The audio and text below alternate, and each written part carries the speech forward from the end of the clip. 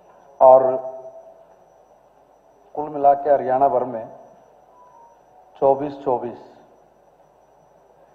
पदों को भरने की मांग हमने एचएसपीसी का लोक सेवा आयोग को भेजी हुई है। जैसे ही वहां से मामला संज्ञान में आता है तो तुरंत हम लोग उसकी भर्ती कर देंगे और ये हमने कहा भी कि इस पर जितना जल्दी हो जाए उतना ही जल्दी हम लोग इसको करेंगे। और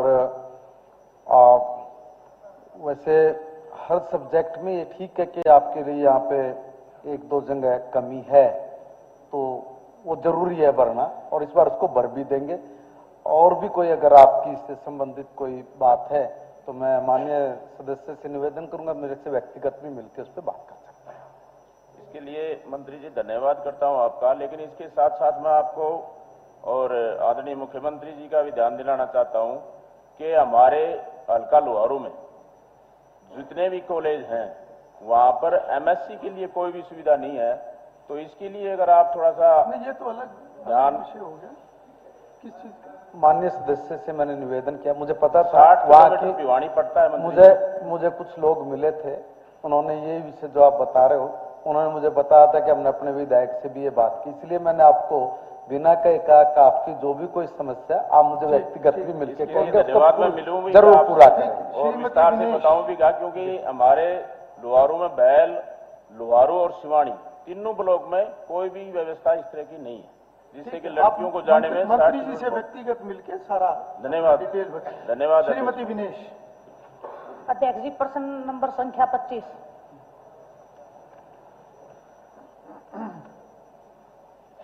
अभी ऐसा कोई विचार नहीं है सर। मुझे पता था सर आपका जवाब यही आने वाला है, लेकिन मैं जुलाना विधानसभा से आती हूँ और मैं एक लड़की होने के नाते मैं जब भी लड़कियों से मिलती हूँ, क्योंकि लड़कियां मेरे को ओपनली बोल पाती हैं और मैं भी उनकी भावनाओं को अच्छे से समझ पाती हूँ, तो जब भी मैं गाँव में जाती हूँ, गाँव में लड़कियों की एक ही डिमांड होती है कि खेलों के लिए अच्छी सुविधाएं हमें दिलवाएं और पढ़ाई के लिए, क्योंकि ग्रामीण क्षेत्र है तो जो माँ बाप है लड़कियों के लिए। मैं मुख्यमंत्री जी से भी और शिक्षा मंत्री जी से भी मैं अनुरोध करूंगी कि मैं अगर उस जुलाना विधानसभा में एक लड़की एक खिलाड़ी बन के आई है तो कम से कम लड़कियों को हम इतनी हायर एजुकेशन अगर देने की अगर कष्ट करेंगे तो आपका भी भला होगा और मेरे को भी खुशी होगी कि हमने लड़कियों के लिए कुछ किया है। धन्यवाद। वैसे मंत्री जी, इसमें जो आपके जवाब में ए और बी है, ए में हाँ था, हाँ बोला नहीं, सीधा ना बोल दिया, अपने हाँ वाली बात बोलनी चाहिए था। बस चलिए देखिए सर, मैं निवेदन करूंगा कि माननीय सदस्य अपनी बात को एक वर्ग विशेष की तरफ से, महिला वर्ग की तरफ से, हमारी बच्चियों की तरफ से बहुत अच्छी इनकी एक सोच है, मगर सर मेरा निवेदन है कि अपनी सरकार ने ये तय किया कि हर 20 किलोमीटर के दायरे में हमारा एक कॉलेज हो, हमने उसको पूरा किया है। मगर बात तो ये है कि जुलाना में एक गवर्नमेंट कॉलेज ऑलरेडी है और जिसमें अभी भी 161 सीट खाली है, जिसमें 208 हमारी बेटियां हैं। मगर सर इसके साथ में एक बात और कहूंगा, ये 2 किलोमीटर पे जुलाना के, मगर 1 किलोमीटर के अंदर ही पंडित घासीराम कन्या गुरुकुल महाविद्यालय वो भी है सर, उसमें 404 सीट खाली है। मेरा निवेदन ये है माननीय सदस्य से, देखिए आज जमाना भी बदल रहा है, क्वाड में भी कोई आपत्ति नहीं है, सब जगह पढ़ रहे हैं, अगर जरूरत पड़ेगी कभी भविष्य में उससे किसी तरह की ना नहीं हो सकती, मगर अभी जहां सीट खाली पड़ी है पहले एक बार उसको भरवाने के लिए भी वो प्रेरित करे कि भाई देखिए अपना कॉलेज है, 2 कॉलेज वहां पे हैं सर एकदम।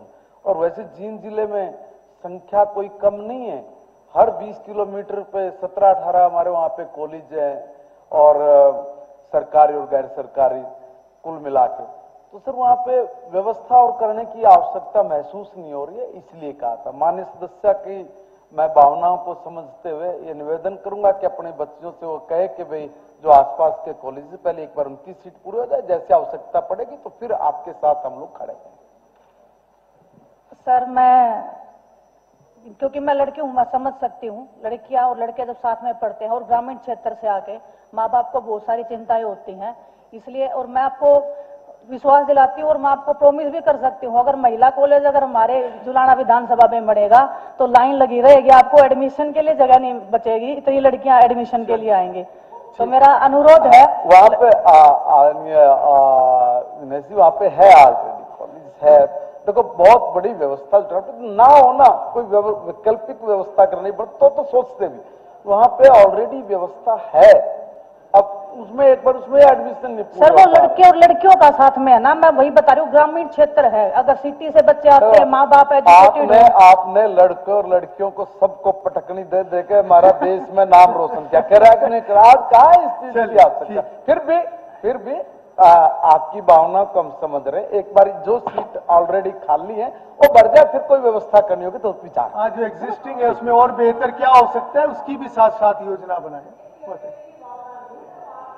लड़कियों की बिल्कुल सही बात बोल रहे हैं कि लड़कियों की भावनाएं हैं। और अध्यक्ष जी मैं बताना चाहता हूँ आदरणीय मंत्री जी ने, क्योंकि हमारी गौरव हैं, खिलाड़ी रही हैं, देश का नाम ऊंचा किया है। जो माननीय मंत्री जी ने कहा है कि एक तो 2 किलोमीटर के ऊपर हमारा राजकीय महाविद्यालय जुलाना में है, जिसके अंदर 161 सीट खाली पड़ी है। माननीय मंत्री जी का यही आग्रह था कि बेटियों को जरूर प्रेरित करना चाहिए कि आप एडमिशन लें। दूसरा मैं आपको बताना चाहता हूं, माननीय एक मिनट जी, दूसरा जब खाली इतनी सीटें पड़ी हैं, मात्र जुलाना से 17 किलोमीटर की दूरी पे, हम 20 किलोमीटर की दूरी पे कह रहे हैं, 17 किलोमीटर की दूरी पे इंडस डिग्री महाविद्यालय कनीना में है माननीय अध्यक्ष जी, जिसके अंदर 300 सीटें इसमें खाली पड़ी हैं, यहाँ एडमिशन हो।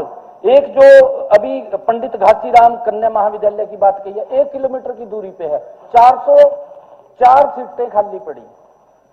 अभी इतनी सीटें खाली पड़ी हैं। मेरा आग्रह सभी विपक्ष के सभी महानुभाव से निवेदन है कि आप जरूर ये प्रेरित करें कि बच्चियों को भी आप एडमिशन लें, उसके अंदर कहना चाहिए आपने, पक्ष वाले भी करें। हाँ चलिए प्रमोद कुमार विज को पूरा कराओ विनेश जी, फिर भी कोई आपके साथ विनेश जी ठीक है, आपकी किसी बात की ना नहीं, आपने इस देश का गौरव बढ़ाया, श्री प्रमोद बड़ा इत्मीनान से कह रहा हूं, तो मेरा कोई व्यवस्था होगी जरूर करें। सर मेरा इतना ही आग्रह है कि लड़कियों के लिए अगर आप करोगे तो मुझे ज्यादा खुशी होगी।